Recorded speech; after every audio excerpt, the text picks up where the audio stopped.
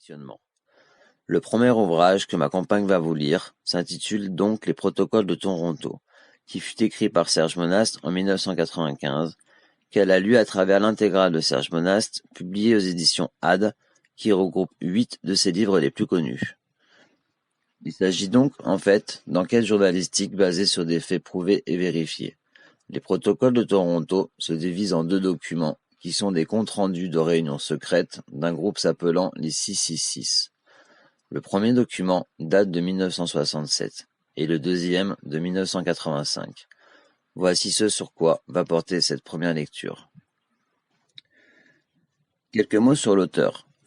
Serge Monast est né en 1945 à Montréal, au Québec, et est décédé en 1996 d'une crise cardiaque. Il était journaliste d'enquête, poète, essayiste et auteur internationalement reconnu, ayant obtenu de nombreux prix littéraires. Il créa l'Agence internationale de presse libre, où il a publié la plupart de ses enquêtes. Autrement dit, ses ouvrages ne sont pas le fruit de pensées philosophiques, tels ceux des philosophes ultra-médiatisés qu'il est inutile de citer ici, mais bel et bien des rapports d'enquête contenant des copies de documents preuves de l'époque. Il est bon de noter, pour finir, que les protocoles de Toronto furent publiés en 1995 et que Serge Monast est décédé d'une crise cardiaque en 1996 dans des conditions très étranges. Sur ce, on vous souhaite une bonne écoute. Lecture du livre Les Protocoles de Toronto, 666, année 0. 2 documents inédits, Panem et Circense et l'Aurore rouge. Introduction. Les Protocoles de Toronto. Fiction ou amère réalité? Fiction ou réalité? Qui peut dire?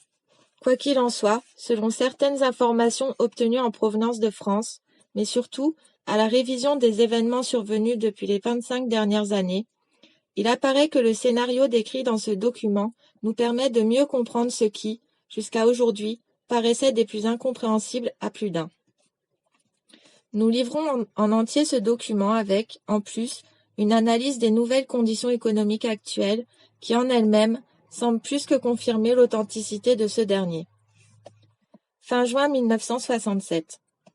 À Montréal, c'est l'Expo 67. À Ottawa, ce sont les derniers préparatifs du centenaire de la Confédération. Aux États-Unis, c'est la contestation à la guerre du Vietnam, et à travers le pays, le Flower Power. Nous sommes près des événements de mai 68 en France, de l'explosion du nationalisme au Québec, du festival Woodstock aux États-Unis. Mais en même temps, cette fin juin de 1967 marque les derniers préparatifs de la mise au point du plan de la chute des nations par les hautes instances de la franc-maçonnerie anglo-saxonne à Toronto, Canada. Cette réunion secrète, hautement confidentielle, est organisée par les 666. C'est ainsi qu'ils se nomment eux-mêmes, c'est-à-dire ceux qui dirigent les 6 plus grandes banques mondiales, les 6 plus grands consortiums énergétiques de la planète, dont le pétrole fait partie, les 6 plus grands consortiums de l'agroalimentaire, dont fait partie le contrôle des principales routes alimentaires du monde. Ces 666 étant les plus hauts responsables de la finance internationale vont définir, à l'intérieur de leur réunion, une stratégie commune en vue de la mainmise absolue sur le commerce mondial, sur la possession de l'arme énergétique, porte ouverte sur le XXIe siècle, et sur le contrôle international de l'agroalimentaire, lequel comprend aussi, pour eux, les consortiums pharmaceutiques comprenant à leur tour le marché mondial des vitamines et des vaccins. Leur plan se résume à 3 orientations majeures. L'économique, le politique et le social pour les années 70 et 80. S'il réussit, il doit irrémédiablement déboucher sur la prise du pouvoir mondial par la mise en place du nouvel ordre mondial, le même dont le président américain George Bush fera tant la promotion au début des années 90.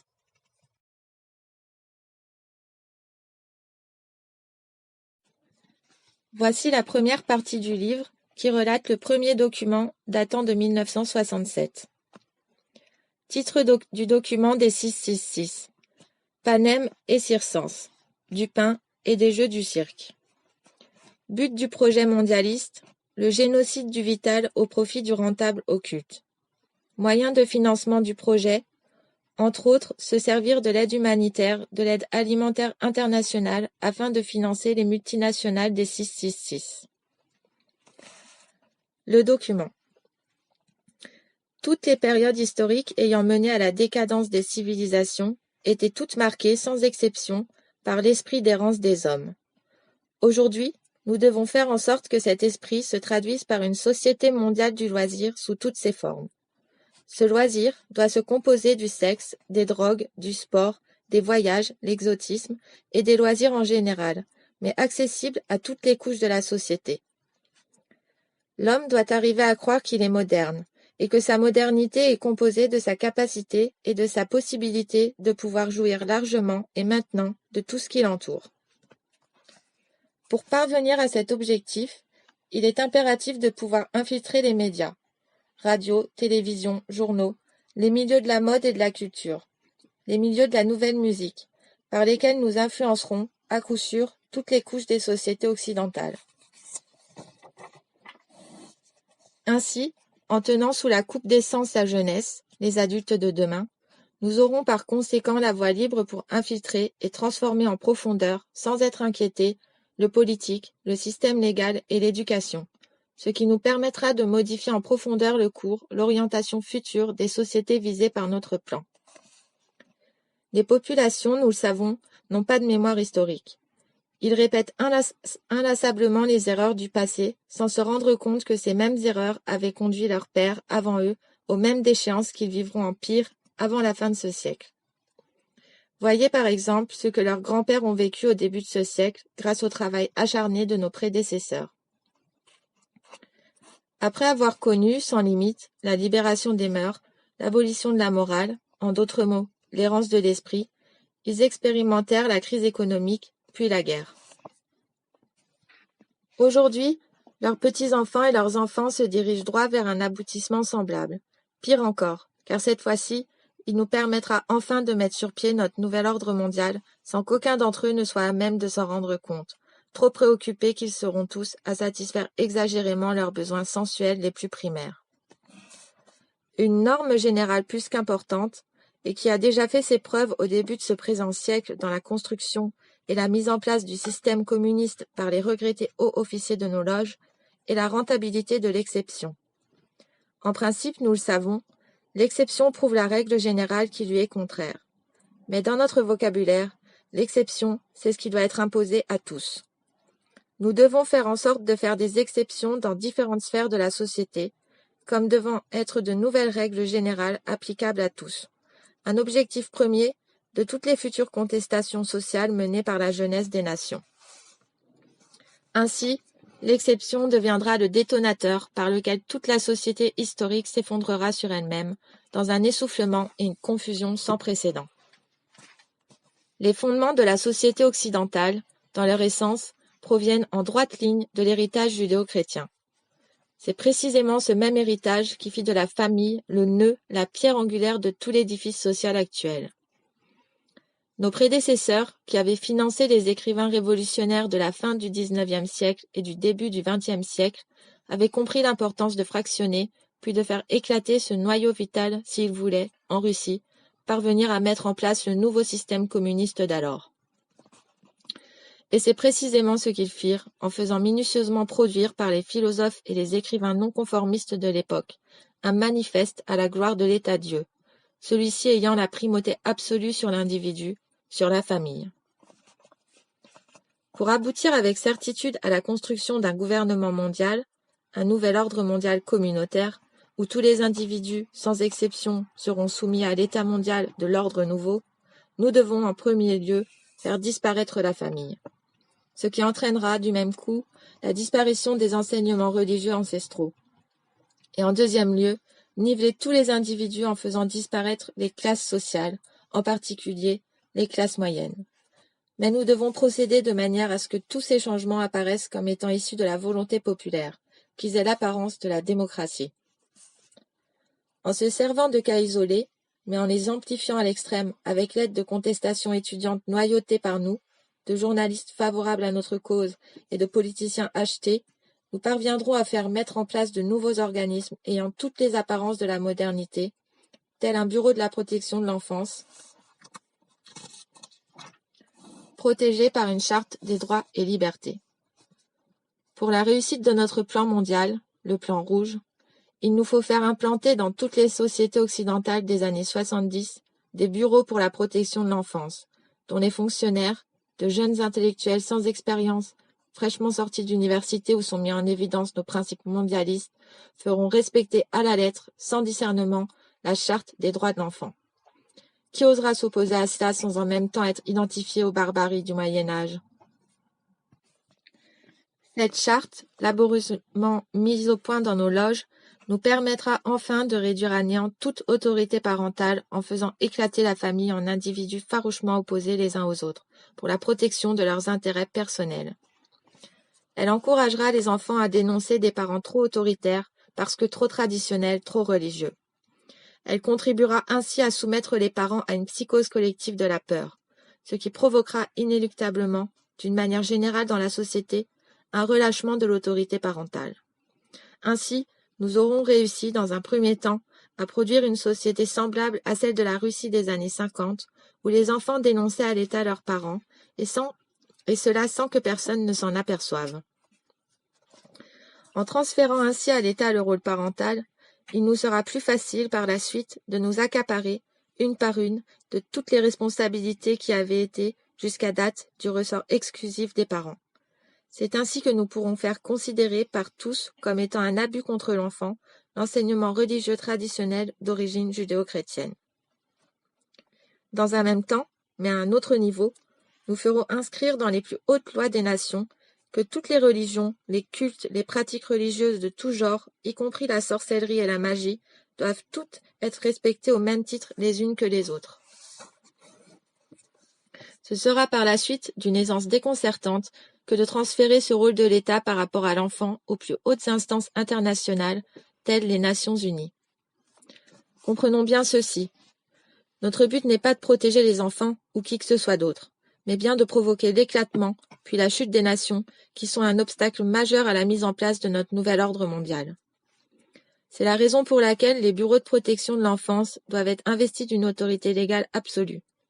Ils doivent être en mesure, comme bon leur semblera, mais toujours sous le prétexte de la protection de l'enfant, de pouvoir retirer ces derniers de leurs milieux familiaux originels et les placer dans des milieux familiaux étrangers ou des centres gouvernementaux déjà acquis à nos principes mondialistes et religieux. Par conséquent, sera ainsi achevée la brisure définitive de la cellule familiale occidentale. Car sans la protection et la surveillance de leurs parents originaux, ces enfants pourront ainsi être définitivement handicapés dans leur développement psychologique et moral, et représenter, par voie de conséquence naturelle, des proies facilement adaptables à nos visées mondialistes. Pour la réussite assurée d'une telle entreprise, il est primordial que les fonctionnaires travaillant dans ces bureaux au service de l'État soient jeunes, sans expérience passée, imbus de théories que nous savons vides et sans efficacité, et surtout soient obsédés par l'esprit missionnaire de grands protecteurs de l'enfance menacée. Car pour eux, tous les parents doivent représenter des criminels en puissance, des dangers potentiels au bien-être de l'enfant, ici considéré comme étant un dieu. Un bureau de la protection de l'enfance et une charte des droits de l'enfant n'ont aucune raison d'être sans enfants menacés.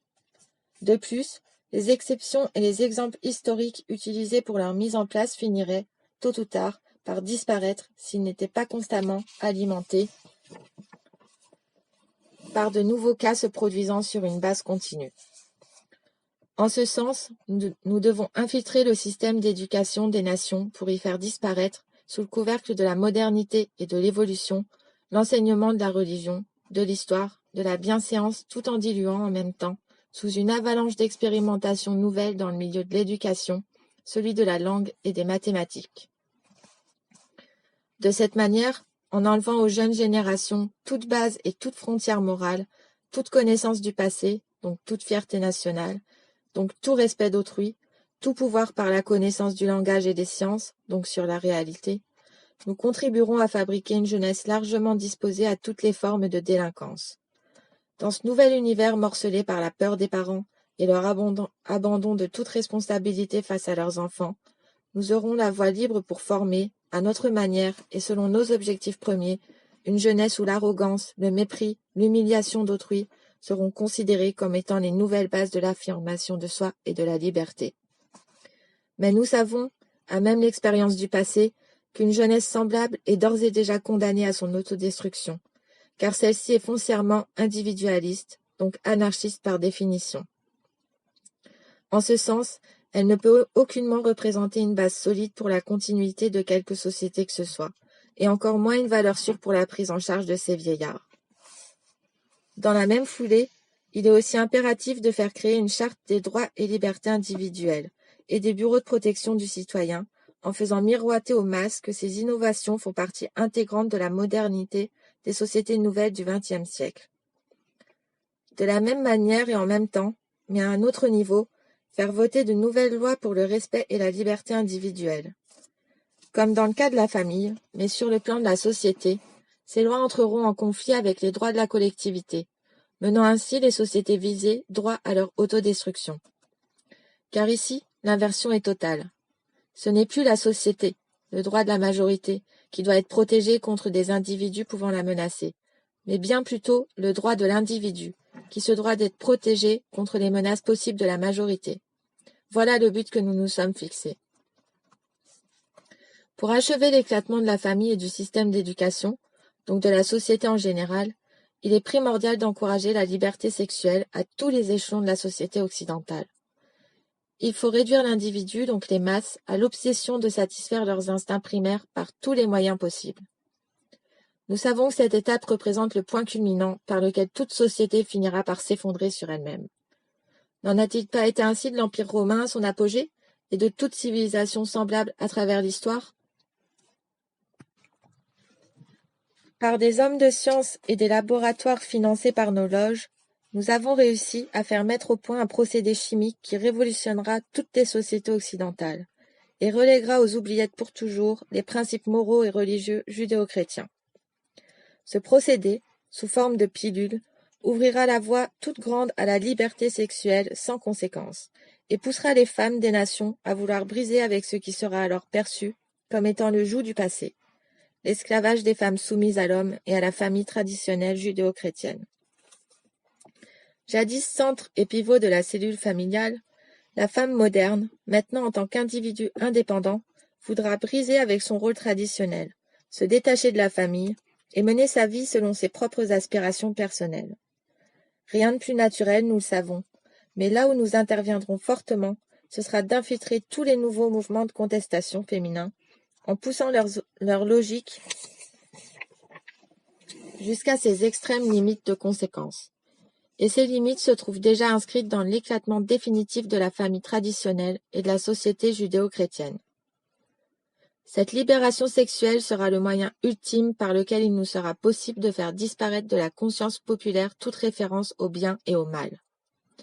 L'effondrement de cette barrière religieuse et morale nous permettra d'achever le processus de la fausse libération de l'homme de son passé, mais qui en réalité est une forme d'esclavage qui sera profitable à nos plans mondialistes.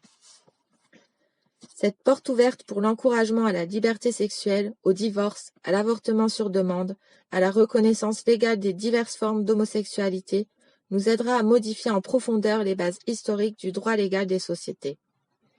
Elle sera un atout majeur pour pousser l'ensemble des individus à un relâchement général des mœurs, pour diviser les individus les uns par rapport aux autres, selon leurs instincts et leurs intérêts propres, pour détruire l'avenir de la jeunesse en la poussant aux expériences néfastes de la sexualité hâtive et de l'avortement, et pour briser moralement les générations futures en les poussant à l'alcoolisme, aux drogues diverses, dont nos officiers supérieurs des loges internationales se chargeront d'en prendre le contrôle au niveau mondial, et au suicide, celui-ci considéré par une jeunesse désabusée et abandonnée à elle-même comme étant une fin chevaleresque.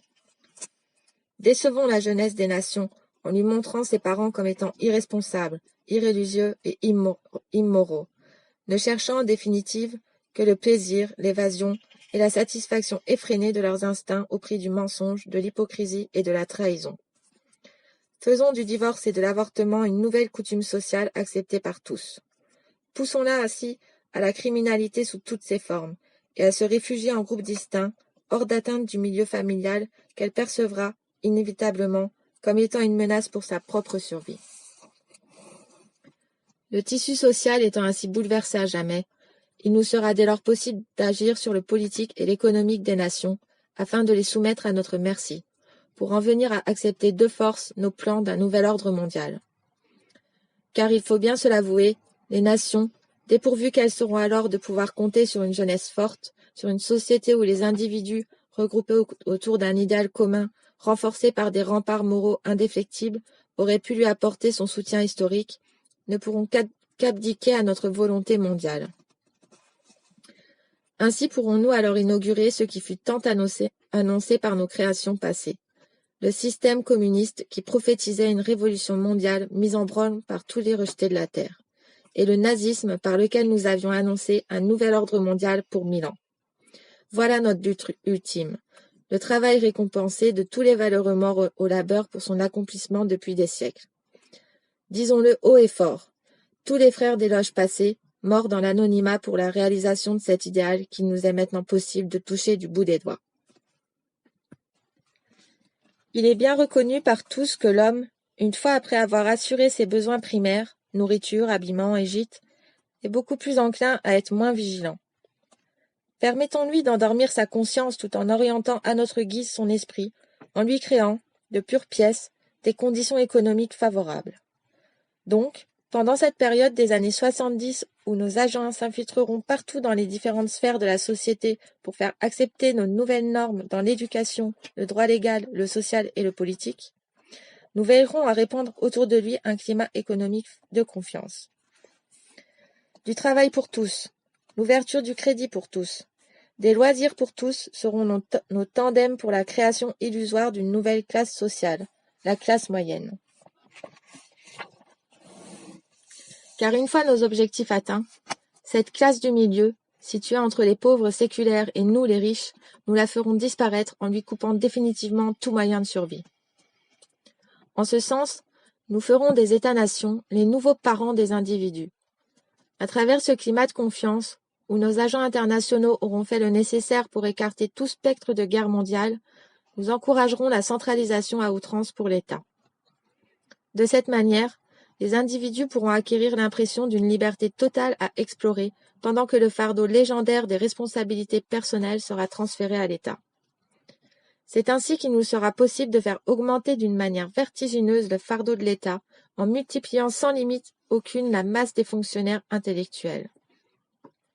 Assurés pour des années à l'avance d'une sécurité matérielle, ceux-ci seront par conséquent de parfaits exécutants du pouvoir gouvernemental, en d'autres mots, de notre pouvoir.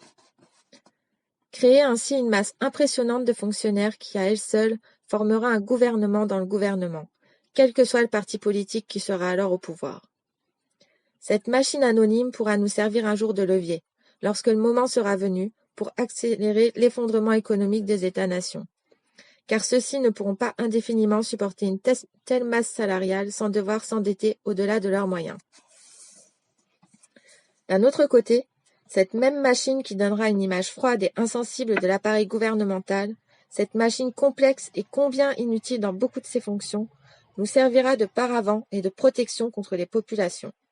Car qui osera s'aventurer à travers les dédales d'un tel labyrinthe en vue de faire valoir ses doléances personnelles? Toujours pendant cette période d'étourdissement général, nous en profiterons aussi pour acheter ou éliminer, selon les nécessités du moment, tous les dirigeants d'entreprises, les responsables des grands organismes d'État, les centres de recherche scientifique dont l'action et l'efficacité risqueraient de donner trop de pouvoir aux États-nations. Il ne faut absolument pas que l'État devienne une force indépendante en elle-même, qui risquerait de nous échapper et de mettre en danger nos plans ancestraux. Nous veillerons aussi à avoir une mainmise absolue sur toutes les structures supranationales des nations. Ces organismes internationaux doivent être placés sous notre juridiction absolue. Dans le même sens, et pour garantir la rentabilité de notre influence auprès des populations, nous devrons contrôler tous les médias d'information. Nos banques verront donc à ne financer que ceux qui nous sont favorables, tandis qu'elles superviseront la fermeture des plus récalcitrants. Cela devrait en principe passer presque inaperçu dans les populations, absorbées qu'elles seront par leur besoin de faire plus d'argent et de se divertir. Nous devrons nous occuper à finaliser, dès maintenant, la phase de dérégionalisation des régions rurales amorcée au début de la crise économique de 1929. Surpeupler les villes était notre tandem de la révolution industrielle. Les propriétaires ruraux, par leur indépendance économique, leur capacité à produire la base de l'alimentation des États, est une menace pour nous et pour nos futurs plans. Entassés dans les villes, ils seront plus dépendants de nos industries pour survivre. Nous ne pouvons nous permettre l'existence de groupes indépendants de notre pouvoir. Donc, éliminons les propriétaires terriens en faisant d'eux des esclaves obéissants des industries étant sous notre contrôle. Quant aux autres, permettons-leur de s'organiser en coopératives agricoles que nos agents infiltreront pour mieux les orienter selon nos priorités futures. À travers l'État, attachons-nous à bien mettre en évidence le respect obligatoire de la diversité des cultures, des peuples, des religions, des ethnies, qui sont autant de moyens pour nous pour faire passer la liberté individuelle avant la notion d'unité nationale, ce qui nous permettra de mieux diviser les populations des États-nations et ainsi les affaiblir dans leur autorité et dans leur capacité de manœuvrer. Poussé à ses extrêmes limites, mais sur le plan international, ce concept, dans le futur, poussera les ethnies des différentes nations à se regrouper pour revendiquer, individuellement, chacune leur propre part du pouvoir, ce qui achèvera de ruiner les nations et les fera éclater dans des guerres interminables. Lorsque les États-nations seront ainsi affaiblis par autant de luttes intestines, toutes fondées sur la reconnaissance des droits des minorités à leur indépendance, que les nationalistes, divisés en différentes factions culturelles et religieuses, s'opposeront aveuglément dans des luttes sans issue, que la jeunesse aura totalement perdu contact avec ses racines, alors nous pourrons nous servir des États-nations, des Nations unies, pour commencer à imposer notre nouvel ordre mondial. D'ailleurs, à ce stade-là, les idéaux humanitaires, sociaux et historiques des États-nations auront depuis longtemps éclaté sous la pression des divisions intérieures. Fin du document des 666, daté de fin juin 1967.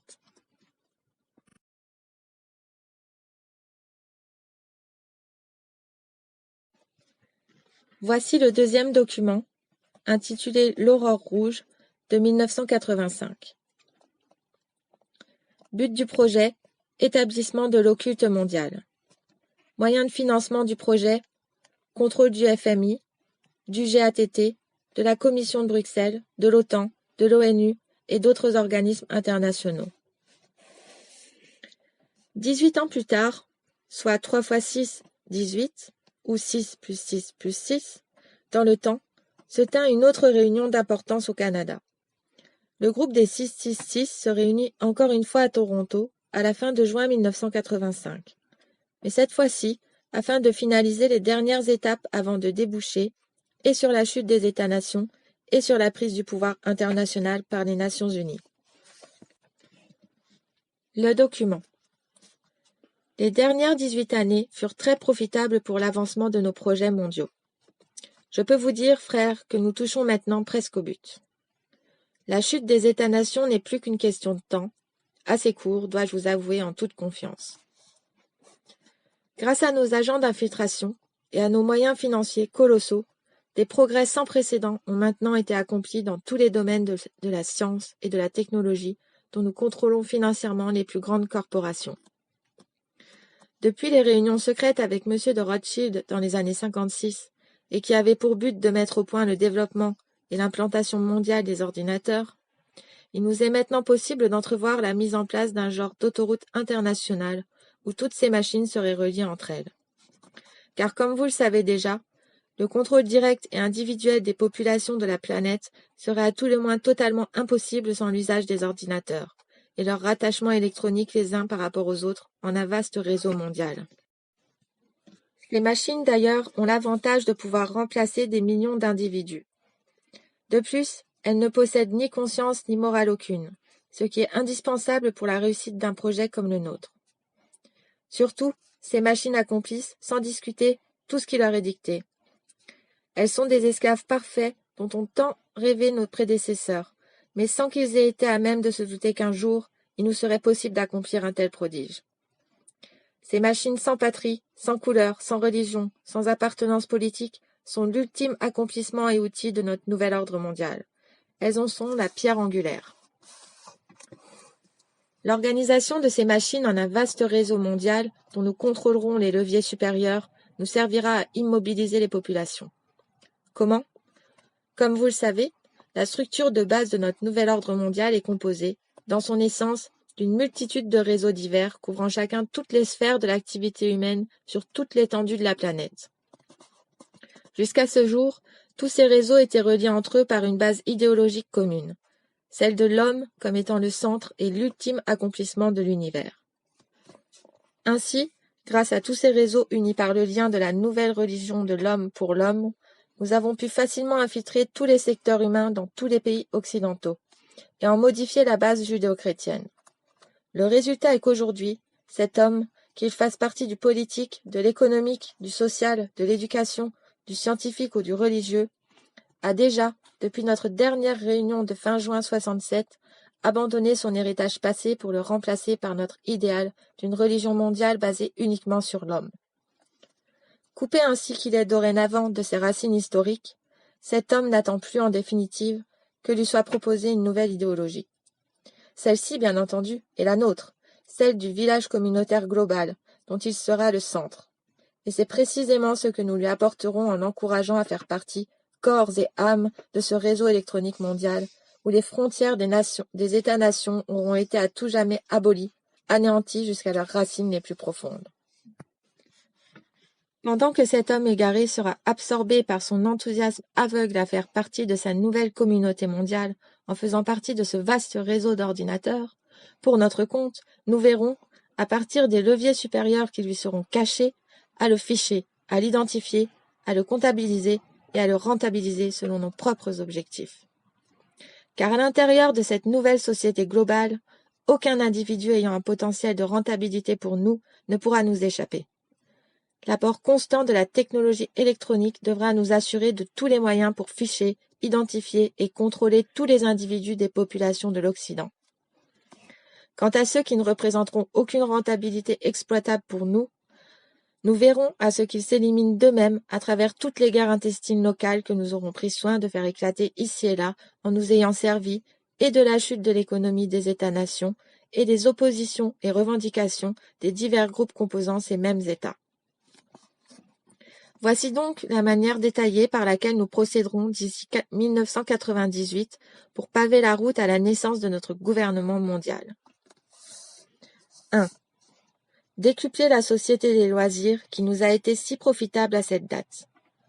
En nous servant de l'invention du vidéo que nous avons financé et des jeux qui lui sont rattachés, finissons de pervertir la morale de la jeunesse. Offrons-lui la possibilité de satisfaire maintenant tous ses instincts. Un être possédé par ses sens et esclave de ceux-ci, nous le savons, n'a ni idéal ni force intérieure pour défendre quoi que ce soit. Il est un individualiste par nature et représente un candidat parfait que nous pouvons modeler aisément selon nos désirs et nos priorités. D'ailleurs, rappelez-vous avec quelle facilité nos prédécesseurs ont pu orienter toute la jeunesse allemande au début du siècle en se servant du désabusement de cette dernière. 2. Encourager la contestation étudiante pour toutes les causes rattachées à l'écologie. La protection obligatoire de cette dernière sera un atout majeur le jour où nous aurons poussé les États-nations à échanger leur dette intérieure contre la perte de 33% de tout leur territoire demeuré à l'état sauvage. 3. Comblons le vide intérieur de cette jeunesse en l'initiant, dès son tout jeune âge, à l'univers des ordinateurs. Utilisons pour cela son système d'éducation. Un esclave au service d'un autre esclave que nous contrôlons. 4. Sur un autre plan, établissons le libre-échange international comme étant une priorité absolue pour la survie économique des États-nations. Cette nouvelle conception économique nous aidera à accélérer le déclin des nationalistes de toutes les nations, à les isoler en factions diverses et, au moment voulu, à les opposer farouchement les uns aux autres dans des guerres intestines qui achèveront de ruiner ces nations. 5. Pour nous assurer à tout prix de la réussite d'une telle entreprise, faisons en sorte que nos agents déjà infiltrés dans les ministères des Affaires intergouvernementales et de l'immigration des États-nations fassent modifier en profondeur les lois de ces ministères. Ces modifications viseront essentiellement à ouvrir les portes des pays occidentaux à une immigration de plus en plus massive à l'intérieur de leurs frontières. Immigration que nous aurons d'ailleurs provoquée en ayant pris soin de faire éclater ici et là de nouveaux conflits locaux. Par des campagnes de presse bien orchestrées dans l'opinion publique des États-nations ciblés, nous provoquerons chez celles-ci un afflux important de réfugiés qui aura pour effet de déstabiliser leur économie intérieure et de faire augmenter les tensions raciales à l'intérieur de leur territoire. Nous verrons à faire en sorte que des groupes d'extrémistes étrangers fassent partie de ces afflux d'immigrants, ce qui facilitera la déstabilisation politique, économique et sociale des nations visées. 6. Ce libre-échange, qui en réalité n'en est pas un, car il est déjà contrôlé par nous tous au sommet de la hiérarchie économique, noyautons-le en 3 commissions latérales, celle de l'Asie, celle de l'Amérique et celle de l'Europe. Il nous apportera la discorde à l'intérieur des États-nations par la hausse du chômage reliée aux restructurations de nos multinationales. 7. Transférons lentement mais sûrement nos multinationales dans de nouveaux pays acquis à l'idée de l'économie de marché, tels les pays de l'Est de l'Europe, en Russie et en Chine par exemple. Nous nous fichons bien pour l'instant si leur population représente ou non un vaste bassin de nouveaux consommateurs. Ce qui nous intéresse, c'est d'avoir accès, en premier lieu, à une main-d'œuvre esclave, à bon marché et non syndiquée, que nous offrent ces pays et ceux du tiers-monde. D'ailleurs, leurs gouvernements ne sont-ils pas mis en place par nous? Ne font-ils pas appel à l'aide étrangère et auprès de nos fonds monétaires internationaux et de notre Banque mondiale? Ces transferts offrent plusieurs avantages pour nous. Ils contribuent à entretenir ces nouvelles populations dans l'illusion d'une libération économique, d'une liberté politique, alors qu'en réalité, nous les dominerons par l'appétit du gain et un endettement dont ils ne pourront jamais s'acquitter.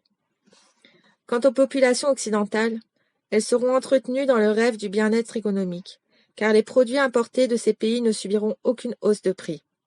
Par contre, sans qu'elles s'en aperçoivent au début, de plus en plus d'industries seront obligées de fermer leurs portes à cause des transferts que nous aurons effectués hors des pays occidentaux. Ces fermetures augmenteront le chômage et apporteront des pertes importantes de revenus pour les États-nations. 8. Ainsi, nous mettrons sur pied une économie globale à l'échelle mondiale qui échappera totalement au contrôle des États-nations. Cette nouvelle économie sera au-dessus de tout. Aucune pression politique ou syndicale ne pourra avoir de pouvoir sur elle. Elle dictera ses propres politiques mondiales et obligera à une réorganisation politique, mais selon nos priorités à l'échelle mondiale. 9. Par cette économie indépendante, n'ayant de loi que nos lois, nous établirons une culture de masse mondiale. Par le contrôle international de la télévision, des médias, nous instituerons une nouvelle culture, mais nivelée, uniforme pour tous, sans qu'aucune création future ne nous échappe. Les artistes futurs seront à notre image ou bien ne pourront survivre. Fini donc ce temps où des créations culturelles indépendantes mettaient à tout moment en péril nos projets mondialistes, comme cela fut si souvent le cas dans le passé. 10. Par cette même économie, il nous sera alors possible de nous servir des forces militaires des États-nations, telles celles des États-Unis, dans des buts humanitaires. En réalité, ces forces nous serviront à soumettre des pays récalcitrants à notre volonté. Ainsi, les pays du tiers-monde et d'autres semblables à eux ne pourront pas être en mesure d'échapper à notre volonté de nous servir de leur population comme main-d'œuvre esclave. 11. Pour contrôler le marché mondial, nous devrons détourner la productivité de son but premier, libérer l'homme de la dureté du travail. Nous l'orienterons en fonction de la retourner contre l'homme en asservissant ce dernier à notre système économique, où il n'aura pas le choix de devenir notre esclave, et même un futur criminel. 12. Tous ces transferts à l'étranger de nos multinationales et la réorganisation mondiale de l'économie auront pour but, entre autres, de faire grimper le chômage dans les pays occidentaux. Cette situation sera d'autant plus réalisable parce qu'au départ, nous aurons privilégié l'importation massive des produits de base à l'intérieur des États-nations, et du même coup, nous aurons surchargé ces États par l'emploi exagéré de leur population à la production de services qu'ils ne pourront plus payer. Ces conditions extrêmes multiplieront par millions les masses d'assistés sociaux de tout genre, d'illettrés et de sans-abri. 13. Par des pertes de millions d'emplois dans le secteur primaire, à même les évasions déguisées de capitaux étrangers hors des États-nations, il nous sera ainsi possible de mettre en danger de mort l'harmonie sociale par le spectre de la guerre civile. 14. Ces manipulations internationales des gouvernements et des populations des États-nations nous fourniront le prétexte d'utiliser notre FMI pour pousser les gouvernements occidentaux à mettre en place des budgets d'austérité sous le couvercle de la réduction illusoire de leur dette nationale, de la conservation hypothétique de leur code de crédit international et de la préservation impossible de la paix sociale. 15. Par ces mesures budgétaires d'urgence, nous briserons ainsi le financement des États-nations pour tous leurs méga-projets qui représentent une menace directe à notre contrôle mondial de l'économie. 16. D'ailleurs, toutes ces mesures d'austérité nous permettront de briser les volontés nationales de structures modernes dans les domaines de l'énergie, de l'agriculture, du transport et des technologies nouvelles. 17. Ces mêmes mesures nous offriront l'occasion rêvée d'instaurer notre idéologie de la compétition économique. Celle-ci se traduira, à l'intérieur des États-nations, par la réduction volontaire des salaires, les départs volontaires avec remise de médailles pour services rendus, ce qui nous ouvrira les portes à l'instauration partout de notre technologie de contrôle. Dans cette perspective, tous ces départs seront remplacés par des ordinateurs à notre service. 18. Ces transformations sociales nous aideront à changer en profondeur la main-d'œuvre policière et militaire des États-nations. Sous le prétexte des nécessités du moment, et sans éveiller de soupçons, nous nous débarrasserons une fois pour toutes de tous les individus ayant une conscience judéo-chrétienne. Cette restructuration des corps policiers et militaires nous permettra de limoger sans contestation le personnel âgé, de même que tous les éléments ne véhiculant pas nos principes mondialistes.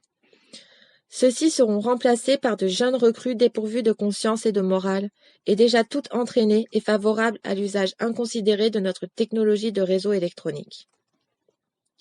19. Dans un même temps, et toujours sous le prétexte de coupures budgétaires, nous veillerons au transfert des bases militaires des États-nations vers l'Organisation des Nations Unies. 20. Dans cette perspective, nous travaillerons à la réorganisation du mandat international des Nations Unies. De force de paix sans pouvoir décisionnel, nous l'amènerons à devenir une force d'intervention où seront fondues, en un tout homogène, les forces militaires des États-nations. Ceci nous permettra d'effectuer, sans combat, la démilitarisation de tous ces États, de manière à ce qu'aucun d'entre eux, dans l'avenir, ne soit suffisamment puissant, indépendant, pour remettre en question notre pouvoir mondial. 21. Pour accélérer ce processus de transfert, nous impliquerons la force actuelle des Nations Unies dans des conflits impossibles à régler. De cette manière, et avec l'aide des médias que nous contrôlons, nous montrerons aux populations l'impuissance et l'inutilité de cette force dans sa forme actuelle.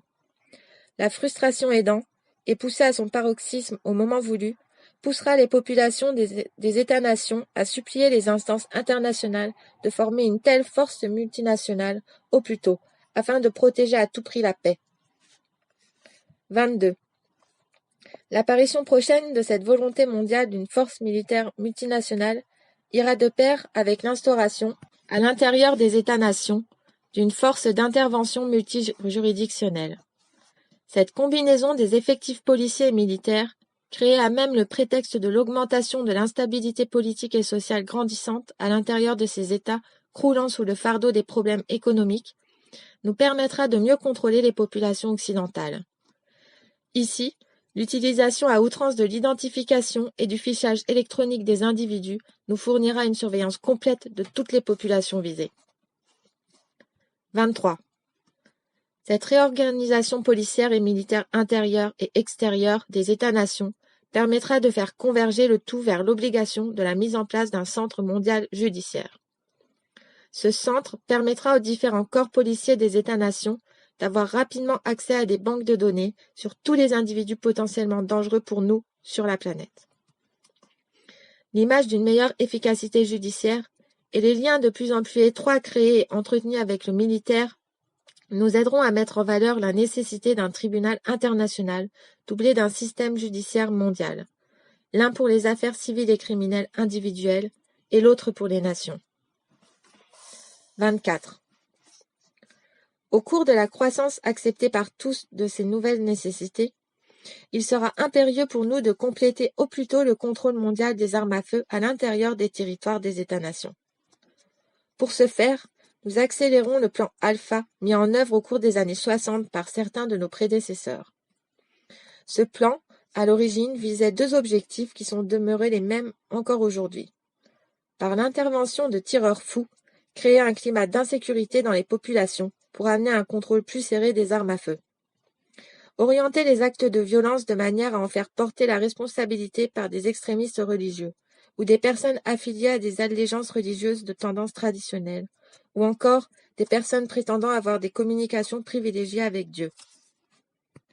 Aujourd'hui, afin d'accélérer ce contrôle des armes à feu, nous pourrons utiliser la chute des conditions économiques des États-nations qui entraînera avec elle une déstabilisation complète du social, donc augmentation de la violence. Je n'ai pas besoin de vous rappeler ni de vous démontrer, frères, les fondements de ce contrôle des armes à feu. Sans celui-ci, il deviendrait presque impossible pour nous de mettre à genoux les populations des États visés. Rappelez-vous avec quel succès nos prédécesseurs ont pu contrôler l'Allemagne de 1930 avec les nouvelles lois mises en application à l'époque. Lois d'ailleurs sur lesquelles sont fondées les lois actuelles des États-nations pour ce même contrôle. 25. Les dernières étapes se rapportent à la phase oméga, expérimentée à partir des expérimentations effectuées au début des années 70. Elle renferme la mise en application, à l'échelle mondiale, des armes électromagnétiques. Les changements de climat entraînant la destruction des récoltes, la faillite dans ces conditions des terres agricoles, la dénaturation, par moyens artificiels, des produits alimentaires de consommation courante, l'empoisonnement de la nature par une exploitation exagérée et inconsidérée, et l'utilisation massive de produits chimiques dans l'agriculture. Tout cela, frères, mènera à la ruine assurée des industries alimentaires des États-nations. L'avenir du contrôle des populations de ces États passe obligatoirement par le contrôle absolu, par nous, de la production alimentaire à l'échelle mondiale, et par la prise de contrôle des principales routes alimentaires de la planète. Pour ce faire, il est nécessaire d'utiliser l'électromagnétique, entre autres, pour déstabiliser les climats des États les plus productifs sur le plan agricole. Quant à l'empoisonnement de la nature, elle sera d'autant plus accélérée que l'augmentation des populations l'y poussera sans restriction. 26. L'utilisation de l'électromagnétique pour provoquer des tremblements de terre dans les régions industrielles les plus importantes des États-nations contribuera à accélérer la chute économique des États les plus menaçants pour nous, de même qu'à amplifier l'obligation de la mise en place de notre nouvel ordre mondial. 27. Qui pourra nous soupçonner? Qui pourra se douter des moyens utilisés? Ceux qui oseront se dresser contre nous en diffusant de l'information quant à l'existence et au contenu de notre conspiration deviendront suspects aux yeux des autorités de leur nation et de leur population. Grâce à la désinformation, au mensonge, à l'hypocrisie et à l'individualisme que nous avons créé au sein des peuples des États-nations, l'homme est devenu un ennemi pour l'homme. Ainsi, ces individus indépendants, qui sont des plus dangereux pour nous justement à cause de leur liberté, seront considérés par leurs semblables comme étant des ennemis et non des libérateurs. L'esclavage des enfants, le pillage des richesses du tiers-monde, le chômage, la propagande pour la libération de la drogue, l'abrutissement de la jeunesse des nations, l'idéologie du respect de la liberté individuelle diffusée au sein des églises judéo-chrétiennes et à l'intérieur des États-nations, l'obscurantisme considéré comme une base de la fierté, les conflits interethniques et notre dernière réalisation, les restrictions budgétaires. Tout cela nous permet enfin de voir l'accomplissement ancestral de notre rêve, celui de l'instauration de notre nouvel ordre mondial. Fin du document de fin juin 1985. Conclusion. Alors, les protocoles de Toronto 666, mythe ou réalité? Ce serait comme de demander si le meilleur des mondes est lui aussi un mythe ou une réalité, même s'il s'agit d'un roman. Pourtant, son auteur a lui aussi eu accès à des documents d'époque pour le créer. Son auteur savait bien que la révélation, la diffusion des informations qu'il possédait, mais sous une autre forme que celle du roman, aurait éveillé chez les populations beaucoup plus de méfiance que d'acceptation. Et combien d'autres auteurs ont dû, eux aussi, user du même stratagème pour avertir leurs contemporains et les générations futures. Alors, les protocoles de Toronto, 666, mythe ou réalité? L'urgence de la situation actuelle, celle engendrée par le début des restrictions budgétaires qui marquent le commencement de la fin, la réalisation proche du nouvel ordre mondial occulte, ne permettait pas la rédaction d'un roman, ce qui aurait pris trop de temps dans le contexte présent. Mais l'impact provoqué quant à la révélation de ces documents est tout de même important, car leur publication aura pour effet de placer sur la défensive ceux qui en sont à l'origine.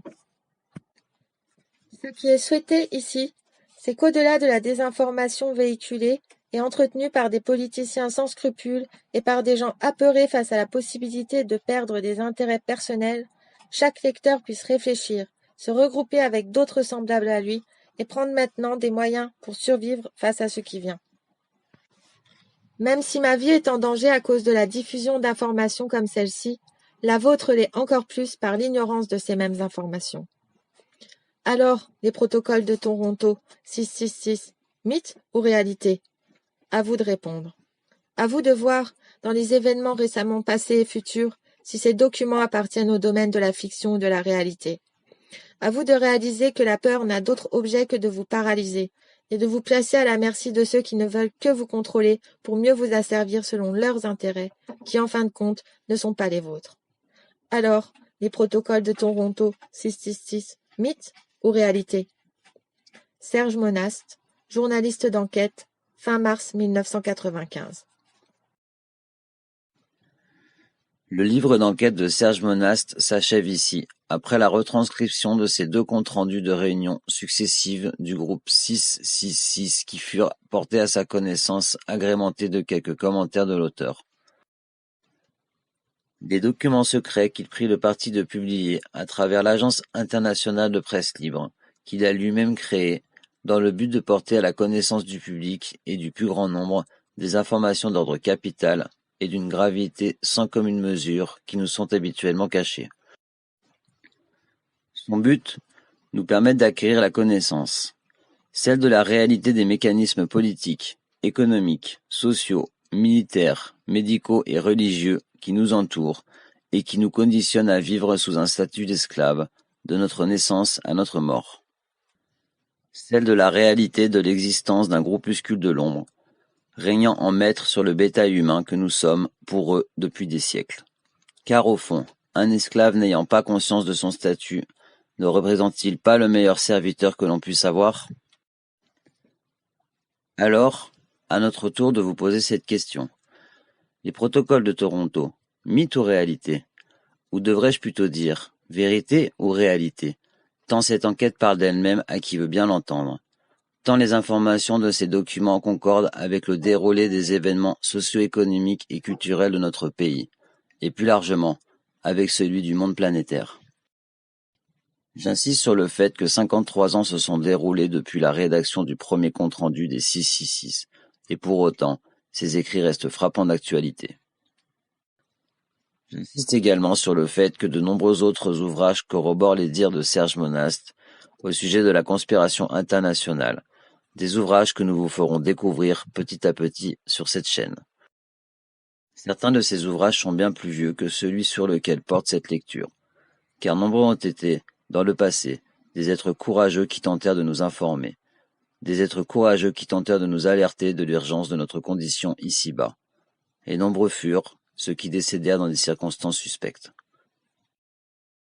Il est bon de savoir que Serge Monast était loin d'être l'auteur blacklisté et menacé qu'il devint à partir des années 90, période à laquelle il débuta la publication de ses livres d'enquête sur la conspiration mondiale contre l'humanité. Sachez qu'il fut écrivain, journaliste, éditeur, rédacteur en chef de revue, ex-professeur en service social, ex-chercheur en sociologie, ex-professeur au secondaire en sciences pures et conférencier. Il fut lauréat d'au moins 49 prix littéraires internationaux. Je vous passe ici l'énumération de ces prix. Le tout lui ayant été accordé pour des œuvres en poésie, pour des essais et pour des romans. Il fut publié dans l'Anthologie des poètes américains aux États-Unis. Durant l'automne 76, le gouvernement du Québec lui défraya les coûts d'un voyage de 10 jours en France, pour lui permettre d'aller y recevoir 2 médailles d'or internationales. L'Agence canadienne de presse à Paris commenta l'événement à l'époque. Pendant l'automne 1979, un organisme international en Suisse l'invita afin qu'il apporte son aide à l'organisation d'un prochain congrès international qui devait porter sur l'avenir de l'homme, et auquel il devait assister plusieurs lauréats du prix Nobel.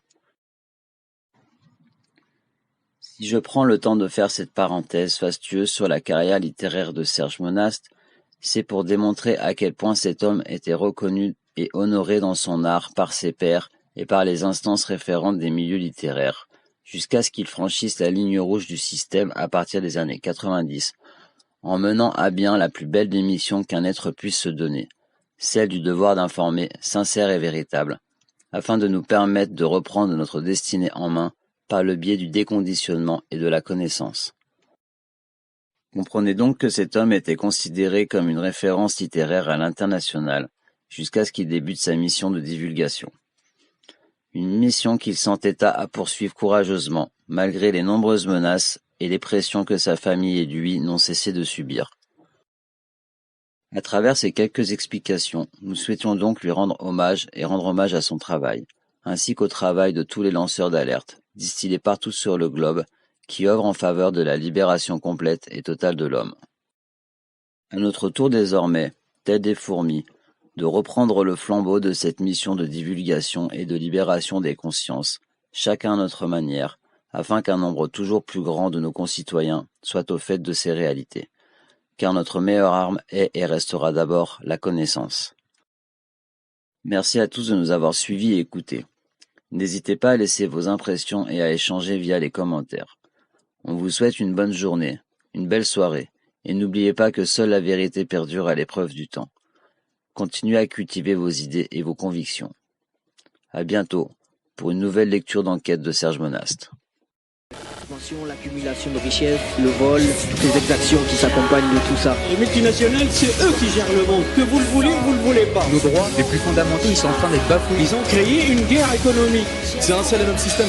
Je suis là, partout, j'ai resserré les murs, j'ai imposé ma surveillance, caméra partout dans les rues, j'ai approfondi les frontières, un rempart pour le tiers-monde, un champ de tir pour les enfants, histoire que les affaires montent. Je ne défends pas l'être humain, je défends les capitaux, j'instaure les règles du commerce en faveur des occidentaux. Je suis l'art de payer en sans croire qu'on ne vole rien, au service de la croissance et droits de l'homme, j'en rigole bien. Je me cache derrière des idéologies pour que l'opinion soit d'accord. J'ai imposé la biométrie sur vos passeports, j'ai fabriqué la peur pour que tout le monde soit sur écoute, car moi je veux tout répertorier, moi je veux des chiffres et des codes barres. Je contrôle vos esprits par le biais des médias, vous êtes à ma merci, les pieds embourbés dans l'inertie, car vous vous croyez libre, mais formaté depuis l'école pour vous apprendre la hiérarchie à toujours obéir aux ordres. Je suis l'ordre mondial, l'ordre créé par les puissants, confréries, chefs de multinationales, politiques économiques. Je suis la conjoncture imposée à la planète, j'ai instauré ma dictature. Je suis l'ordre mondial, l'ordre créé par les puissants, confréries, chefs de multinationales, politiques économiques. Je suis la conjoncture imposée à la planète, j'ai anéanti le pouvoir national.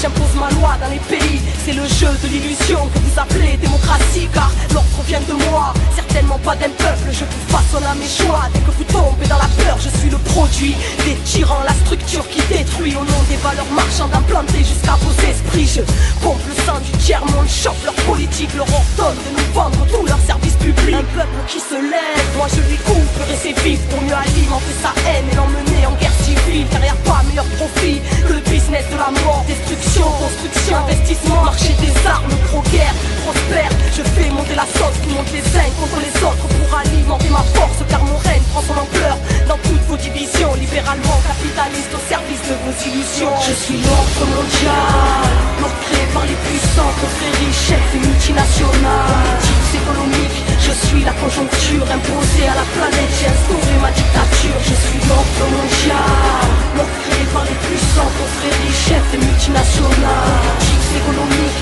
Je suis la conjoncture imposée à la planète, j'ai instauré ma dictature. Tout est profit, tout est marchandise, telle est ma devise. J'ai inventé les classes pour que vous trompé d'ennemis, je vous ai donné des outils pour lutter contre moi, des syndicats, quelques partis, mais toujours cadrés par mes lois. Je détruis la nature, car ce qui importe c'est la croissance de notre planète. Elle est devenue mon esclave, je la nourris de déchets, la pollue jusqu'à la racine, pendant que je me rassasie de nouvelles mesures assassines. J'empoisonne vos corps d'aliments trafiqués, génétiquement modifiés, car le mal ça fait des chiffres. J'ai déréglé le climat, déshumanisé les hommes, dénaturé le vital, flingué l'espoir en plein essor. J'ai réussi à vous faire croire que la vie se résumait à consommer, consommer. Pour mieux construire mon empire, je suis capable du pire pour vous faire croire en ce qu'il faut. Si je contrôle vos esprits, c'est grâce à la culture du profit. Je suis l'ordre mondial, l'ordre créé par les puissants, confréries, chefs de multinationales. Politique, économique, je suis la conjoncture imposée à la planète. J'ai instauré ma dictature. Je suis l'ordre mondial,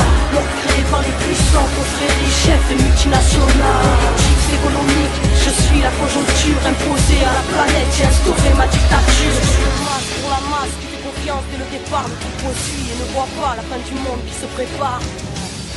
Je suis l'ordre mondial, nouvel ordre mondial, partout sur la planète. Si on joue sur l'échiquier, je vais toujours 10 coups d'avance. Moi j'ai rendu du mal carré pour qu'il oublie sa dernière chance.